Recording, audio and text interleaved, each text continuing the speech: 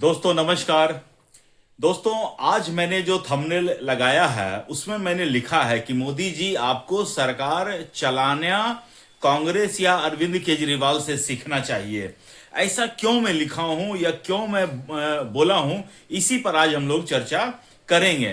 दोस्तों, NEET paper leak मामले में कॉकरोच जनता पार्टी से आंदोलन शुरू होता है। उसके बाद सोनम वांगचुक जी इस आंदोलन में भूख हड़ताल पर, आमरण अनशन पर बैठ जाते हैं। उसके बाद ये लोग 20 तारीख को संसद मार्च करते हैं और 20 तारीख को ही संसद का मानसून सत्र शुरू होने वाला था। अब तक इस आंदोलन में कांग्रेस पार्टी किसी भी तरह से जुड़ी हुई नहीं थी और राहुल गांधी अपना विदेश में अपना मौज मस्ती कर रहे थे। अचानक से राहुल गांधी इंडिया में प्रकट होते हैं और अचानक उनको चिंता जाग उठती है कि अरे छात्रों का पेपर लीक से बड़ा नुकसान हो रहा है। और सोनम वांगचुक के आंदोलन को खत्म करके राहुल गांधी अपना आंदोलन शुरू कर देते हैं। और इस बार जो है उनका डिमांड ये है कि प्राइम मिनिस्टर इस्तीफा दें, गृह मंत्री इस्तीफा दें। दोस्तों, मैं एक बात कहना चाहता हूं कि प्राइम मिनिस्टर और गृह मंत्री कोई आंडू गांडू आदमी नहीं है कि कोई भी मुंह उठा के आएगा, विदेश से घूमता फिरता आएगा और वो इस्तीफा मांगने लगेगा। समझ रहे हैं ना? वो देश के निर्वाचित, बकायदा चुनाव होते हैं, चुनकर संसदीय दल के नेता चुनते हैं, एनडीए का नेता चुने जाते, तब वो प्रधानमंत्री हैं। कोई खानदानी परिवार से नहीं है कि मां मरी तो राजीव गांधी देश के प्राइम मिनिस्टर बन जाएंगे, ऐसा नहीं है। दोस्तों, मैं कहना क्या चाहता हूं कि नरेंद्र मोदी जो है बहुत प्यार से काम चलाने का प्रयास करते हैं कि प्यार से काम चल जाए तो बहुत अच्छा है। लेकिन कई बार क्या होता है दोस्तों कि प्यार से काम चलने का जरूरत नहीं होता है। देखिए, यही कांग्रेस पार्टी जो है, केरल में छात्र जब आंदोलन करते हैं तो उनके आंदोलन को क्रश कर दिया जाता है। यही कांग्रेस है जब हमारे साधु संत गो हत्या पर बैन लगाने के लिए संसद तक मार्च किए थे तो अनगिनत साधु संतों की हत्या कर दी गई थी। और आज राहुल गांधी जो है छात्रों के प्रोटेस्ट की पिटाई के लिए नरेंद्र मोदी और अमित शाह का इस्तीफा मांग रहे हैं। मतलब मुझे तो समझ में नहीं आता है कि ऐसा कोई कैसे कर सकता है। इधर देखिए, अरविंद केजरीवाल वो आदमी है जो जेल चला गया लेकिन अपने पोजीशन से इस्तीफा नहीं दिया और वो कह दिया कि हम जेल से सरकार चलाएंगे लेकिन इस्तीफा नहीं देंगे। इसके लिए लोग कोर्ट भी जाते हैं। कोर्ट में माननीय न्यायाधीश महोदय ने कहा कि ऐसा कोई प्रावधान ही नहीं है कि हम इसको जेल से सरकार चलाने से रोक दें। ये तो आदमी की नैतिकता पर डिपेंड करता है। अब बताइए, अरविंद केजरीवाल की नैतिकता पर कोर्ट ने सवाल उठा दिया। दोस्तों, मैं इसीलिए कह रहा हूं कि नरेंद्र मोदी को अरविंद केजरीवाल या राहुल गांधी से सरकार चलाना सीखना चाहिए। राहुल गांधी का एक सांसद जो है इमरान मसूद, वो ये कहता है कि हमारी सरकार आएगी तो मोदी के बोटी बोटी कर देंगे और आज वो राहुल गांधी के राइट हैंड बन के घूम रहे हैं। और मोदी क्या करते हैं? मोदी अपने ही लोगों को गुंडा मवाली कह के उनको पार्टी से निकाल देते हैं। हैदराबाद के टी राजा सिंह को बार बार पार्टी से निष्कासित किया जाता है, उनको इंसल्ट किया जाता है, बेइज्जत किया जाता है।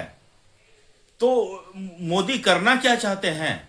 मोदी को हो सकता है कि गाली खाने की आदत हो, उनको 10, 20, 50 गाली खाते होंगे तो उनका मन प्रसन्न हो जाता होगा। लेकिन ये अरविंद केजरीवाल ने सही कहा है कि मोदी, ये देश आपके पिताजी का नहीं है, ठीक है ना? जैसे दिल्ली अरविंद केजरीवाल के बाप का था ना, कि अरविंद केजरीवाल के बाप को दिल्ली दहेज में मिला था, वैसे ही पंजाब अभी अरविंद केजरीवाल की मौसी को दहेज में मिला था। अरविंद केजरीवाल ही कहता था ना कि दिल्ली के मालिक हम हैं। कोई आदमी ऐसा थोड़ी कह सकता है। तो जब उसके बाप का है तो ही कह सकता है। इधर देखिए, पंजाब के पैसों पर अयासी कर रहा है केजरीवाल, क्योंकि उसकी मौसी को दहेज में दिया था। तो इस तरह से अरविंद केजरीवाल की मैं बातों का समर्थन करता हूं कि यह देश मोदी के बाप का नहीं है। अगर मुझे अभी भी याद है कि अरविंद केजरीवाल दिल्ली में किसी की मुस्लिम की मौत होती है तो अरविंद केजरीवाल 1 करोड़ का चेक लेके पहुंचा था, लेकिन उसी दौरान दिल्ली में कितने और लोगों की मौत हुई थी, अरविंद केजरीवाल गया ही नहीं उसके पास से।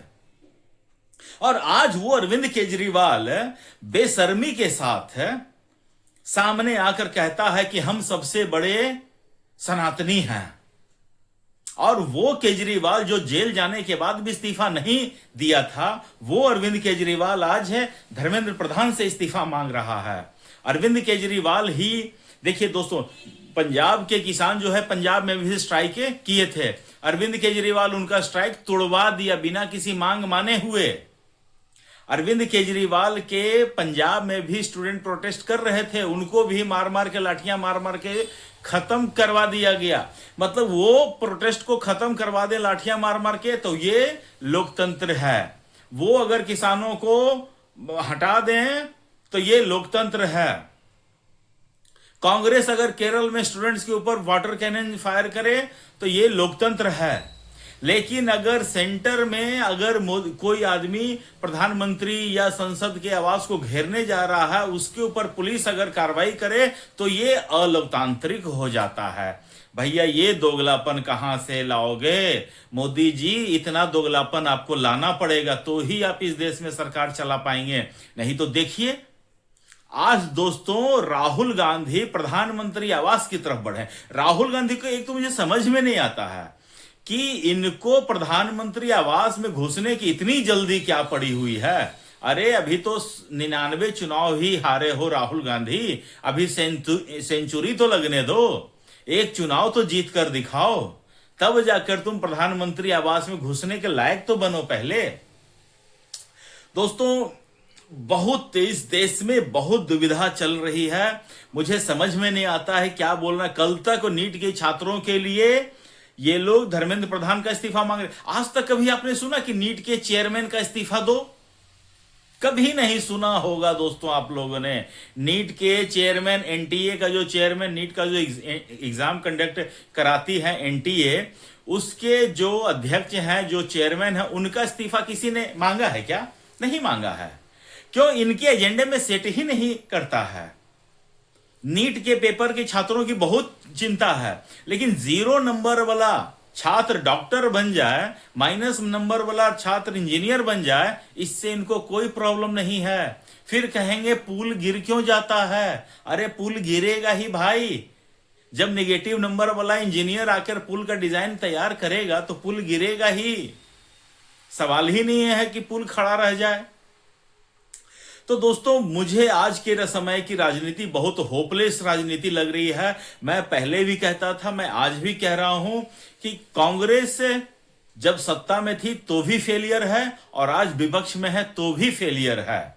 आज सोचिए, प्रोटेस्ट के बहाने राहुल गांधी अरेस्ट, प्रियंका गांधी अरेस्ट, लगे हाथ है अखिलेश यादव भी पहुंच जाते हैं। ये बहती गंगा है ना। सब लोग सोचते हैं हाथ धो लें, अपना नाम लिखवा लें कि राहुल गांधी अरेस्ट हो गए, अखिलेश यादव भी अरेस्ट हो गए। चुनाव है ना, चुनाव है, तो ये सारा अपना नंबर बढ़वाने के लिए किया जा रहा है। हर कोई जमीन पे लेट रहा है कि मुझे जमीन पर से घिसते हुए दिखेंगे, मेरे ऊपर अगर फोर्स लगाया जाएगा तो हम फोटो सेशन करवा सकते हैं, लोगों में इसका मैसेज आए कि देखो किस तरह राहुल गांधी को मार रहे हैं और अखिलेश यादव को मार रहे हैं। अरे काम करोगे, मार खाने वाला तो मार ही खाओगे ना। दोस्तों मुझे तो समझ में नहीं आ रहा है क्या बोलना है क्या नहीं बोलना है। मुझे जो मेरे मन में था सो मैंने बोल दिया। अब आपको डिसाइड करना है कि आपको क्या लगता है कि नरेंद्र मोदी जिस हिसाब से राजनीति कर रहे हैं वो सही है, या फिर उन्हें अरविंद केजरीवाल, राहुल गांधी जैसा थोड़ा सा क्रूरता अपने अंदर लाना चाहिए। अगर वो तानाशाह कहते हैं तो तानाशाही दिखाना चाहिए। मैं तो इतना कहूंगा कि दिखाइए तानाशाही, मारिए जितना मार सकते हैं, तोड़ दीजिए सबकी टांगे। बस दोस्तों, मुझे आज के लिए इतना ही अपडेट है देना था। आप लोग अपना ख्याल रखिए, स्वस्थ रहिए, मस्त रहिए। तब तक के लिए नमस्कार, जय श्री राम।